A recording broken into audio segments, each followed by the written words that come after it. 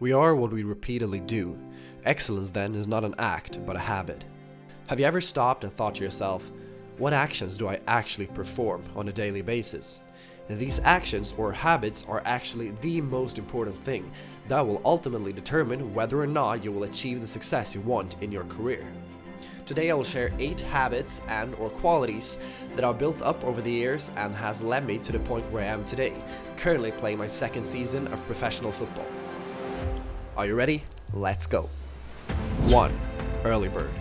The first habit I started to adopt around 10 years of age, and it's maybe the most important one to have gotten me to where I am today, and that was to start with individual training. Starting at an early age made it almost second nature, and since I saw the improvements quickly as I got better than my teammates, I think I also got the reinforcement I needed to keep doing it. Now, if you haven't started early, don't worry. Because remember this saying, the best time to plant a tree was 10 years ago, but the second best time is now. So get started now and you won't regret it. 2. Surroundings. This almost happened in and by itself, but since I had great desires and ambitions of what I wanted to achieve in my career, I slowly started to build up my surroundings to be what I wanted it to be. There is a saying that your environment will always prevail, no matter how hard you try to beat it. Therefore, it's important that you try your absolute best to form your environment to align with your current goals and ambitions. This doesn't only mean who you're hanging out with at school or in your free time, but also which social media accounts you follow and which advice you decide to listen to.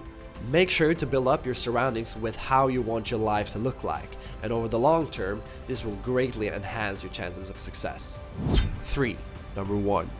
This habit or mindset was instilled in me early on, and it was a direct effect of the second habit that I mentioned by taking inspiration from my favorite players and idols.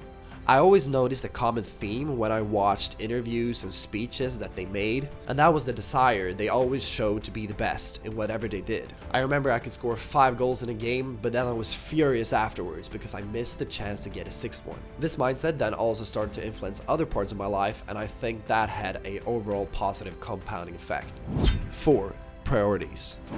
The next habit was all about my priorities. As I started very early on with a laser focus towards what I wanted, I quickly sorted out things that didn't directly lead me to where I wanted to go. That could be replacing hanging out with a friend for a training session, not going to the party that everyone was going to, or even sometimes staying home from school and going to the gym instead.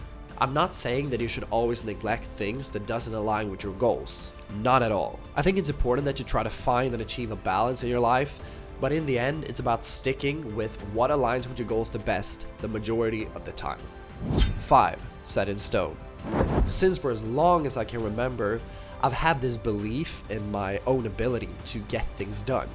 I don't want you to confuse this with self-confidence because that can fluctuate up and down for everyone, and is more of a belief in a specific skill or area of your life. My self-confidence have definitely been very low at times, but my self-efficacy have almost always been high.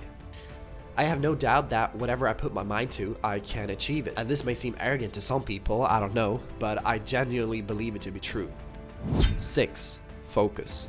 I don't remember the last time I went to a training session and didn't do everything with 100% focus. I'm talking about laser focus in every single touch, movement, run, squat, or push-up. But I also want to iterate that sometimes you do stuff just for fun. And that's totally okay because our life is ultimately in the end about having fun. That's why we're playing football. But when I have decided to be focused, which is 99% of the time, I am focused in on every single repetition that I perform. 7. Living by myself. So at 16, I moved away from home to pursue my dream in another city and another club. This got me into the habit of taking more personal responsibility of my life. But it also helped me to focus even more and eliminate certain distractions that I previously had in my life. If you are living by yourself or are planning to do so in the near future, remember that it's still important to find people to hang out with or other things to do besides your football, and not isolate yourself, because that could be a very risky position to be in for your mental health. I have made this mistake at times and I always regret it. So try your best to do what we mentioned in the second habit of the video of how you should form your surroundings. 8. Obsession. A lot of these habits came together and formed some type of obsession to get better and better. I went the extra mile to do my research on how I could train in the best way possible. I watched tons and tons of YouTube tutorials on how I could improve my skills. And I even weighed my food down to the gram to make sure that I got the proper nutrition.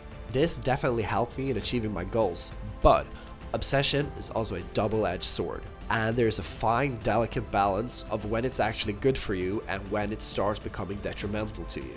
I arrived at that point once in my career and I had to make a decision, and to hear more about that you can check out this video next. I think all of these habits build on top of each other, and the more of them you can acquire, the more of an exponential effect you're gonna see in your growth as a player and as a person. That's all for this time, take care, and I'll see you in the next one. Bye.